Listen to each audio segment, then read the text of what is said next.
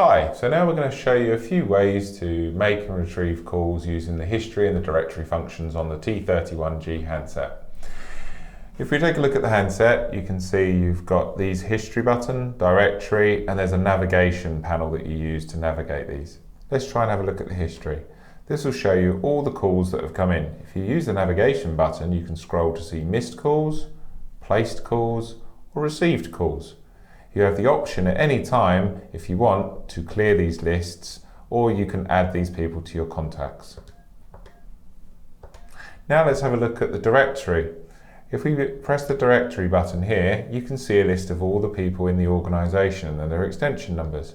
You can also use this search button at the top to type in the alphanumeric characters to find a particular person in a particular department.